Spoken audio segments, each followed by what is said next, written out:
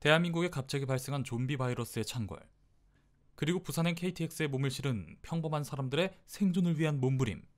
한국 영화 최초로 좀비물임에도 1,000만 관객을 돌파하고 우리나라뿐 아니라 전 세계적으로도 큰 호평을 받은 좀비 영화 부산행. 이 영화를 본 관객들 상당수는 좀비도 좀비지만 어쩌면 가장 무서운 건 바로 사람이란 걸 느꼈을 거다. 무엇보다 이러한 생각을 하게 한 1등 공신은 바로 부산행의 메인 빌런이라고 할 수 있는 무한 이기주의자 배우 김희성이 연기한 천리마 고속버스의 상무 용석이라는 데에는 이론의 여지가 없을 것이다. 이 부산행의 용석은 한국 영화 바람 캐릭터를 꼽을 때 절대 빠지지 않는 올타임 레전드 분노유발 캐릭터인데, 배우 김희성의 가공할 만한 연기력이 더해져 미스트의 카모디 부인과도 한번 비벼볼 수 있는 세계로 뻗어나가는 국가대표급 욕바지 캐릭터가 되었다. 하지만 이번 영상에서는 그런 부산행의 바람캐 용석 김희성을 재평가해보려 한다. 이것은 그가 자신밖에 모르는 나쁜 놈이었다는 모두의 생각을 뒤집으려는 것은 아니다. 분명 그는 악인이 맞다. 하지만 그가 살기 위해 부산행 KTX에서 했던 이기적인 행동들이 감염을 막기 위한 이른바 방역의 관점으로 볼 때 잘못된 것인지를 한번 따져보려 한다. 먼저 이 영화 부산행 세계관의 좀비 바이러스의 전염성에 대해 이야기해보자. 사실 이 좀비 바이러스는 딱히 명칭이 없다. 그러한 명칭이 생겨나기도 전에 너무도 갑작스럽게 빠른 속도로 전염이 시작되었고, 이 작품이 전염이 막 시작된 시점을 보여주고 있기 때문. 작중에서는 보통 좀비에게 물리고 수초 이내에 좀비가 되어버린다. 이를 통해 알 수 있는 것은 타액 혹은 혈액과 같은 감염자의 분비물이 인체에 침투할 경우 손 쓸 방법이 없이 바로 좀비가 된다는 것. 하여 이 작품의 주인공 공유 일행들은 물리지 않기 위해 보호태세를 갖추고 감염자들과 직접 몸싸움을 벌이며 열차 칸을 하나하나 돌파해 가는데, 자, 여기서 생각하지 못한 의외의 문제가 있다. 과연 감염자에게 물리지 않는 것만이 감염을 완전히 피하는 방법일까의 문제다. 우리가 감기에 옮는 것이 감기 환자가 우리의 몸에 치아를 찔러 박아 넣어서 걸리는 것인가? 당연히 아니다. 일반적으로 감염은 비말 감염, 접촉 감염, 그리고 공기 감염의 경로가 있는데, 비말 감염은 기침이나 재채기로 인한 침이 타인의 기관지에 들어가 발생하는 감염이다. 접촉 감염은 균이나 바이러스를 만진 채로 손으로 식사를 하거나 코나 입을 만졌을 때 병원체가 체내로 들어가서 감염되는 것이다. 그리고 마지막 공기 감염은 바이러스가 포함된 재채기나 기침의 비말 수분이 건조되어 바이러스 핵만이 남아 공기 중을 떠돌다가 체내로 들어가 감염되는 경로를 말한다. 영화에서 나오는 감염은 직접적으로 감염자들이 그들의 타액과 혈액에 묻은 치아를 비감염자들의 몸에 직접 박아 넣어 순식간에 감염시키는 모습만이 나온다. 즉, 비말 감염과 접촉 감염, 그리고 공기 감염의 여부는 영화의 시간상 전혀 나타나지 않는다는 것.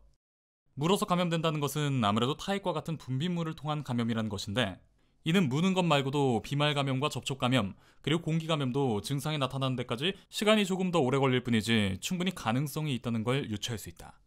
자, 여기까지 감염 경로가 물리는 것만이 유일하지 않을 것이라는 것에 대해 이야기했고, 배우 김희성이 연기한 용석의 행동들을 생각해보자. 부산행 영화를 본 사람들이라면 누구도 그가 착한 사람이라고 하지 않을 것이다. 자기만 살기 위해 다른 사람을 희생시키는데 조금도 거리낌 없는 그의 행동들에 모두가 분노했을 테니까. 그는 오직 자신의 안위만을 위해 사람들을 선동하여 주인공 공유 일행들을 자신들의 칸으로 넘어오지 못하게 막는다. 하지만 결국 마동석의 희생으로 비감염자들이 모여있는 안전한 칸으로 들어온 공유 일행. 하지만 이때도 김희성은 사람들의 공포감을 조성하여 선동해 공유 일행을 다음 칸으로 보내버린다. 정말 보는 이들이 분노로 치가 떨릴 정도. 그런데 화나는 감정을 가라앉히고 한번 냉정하게 생각해보자. 공유 일행은 살기 위해 좀비들로 가득한 KTX 열차 칸들을 몸과 몸이 부딪히는 육탄전을 통해 뚫고 왔다. 이렇게 김희성의 칸에 도달한 공유 일행이 당장에 좀비로 변하진 않았지만 그들에게 비말 감염, 접촉 감염, 공기 감염이 전혀 없을 거라 단정 지을 수 있을까? 김희성은 작중에서 이 시점까지 단 한 차례도 감염자와 접촉하지 않았다. 항상 멀리서 지켜보며 소리만 지를 뿐. 대전역에 내렸다가 군인 좀비들에게 쫓길 때도 기장과 함께 도망치는 선두그룹에 속해 제일 먼저 열차에 올랐다. 그런 그와 함께 생존하여 열차의 같은 칸에 있는 사람들이란 것은 높은 확률로 감염자와의 직접적인 접촉이 없었다는 것을 의미한다. 이미 수없이 많은 좀비들과 몸싸움을 벌여 감염되었을지도 모르는 공유 일행을 들이지 않는 것은 꽤나 합리적인 결단으로 볼 수 있다. 그리고 우리는 이 작품의 주인공 공유 일행의 관점에서 영화를 보고 또 그들이 어떤 상황인지를 알고 있지만 김희성을 포함한 극한의 사람들의 입장에서는 그렇지 못하다. 그렇다면 주인공의 이입한 감정들을 최대한 배제하고 생각해본다면 이 상황에서 김희성이 내린 판단과 그를 따른 승객들이 잘못됐다고 할 수 있을까? 자, 여기서 우리가 한 가지 더 생각해봐야 할 것이 있다. 바로 이 할머니의 비상식적인 돌발 행동인데, 이 할머니는 자신과 친한 언니가 생존하지 못하고 끝내 희생당한 것에 대한 감정으로 그냥 다 같이 죽자는 마음에 감염자들을 막고 있던 문을 열어버린다.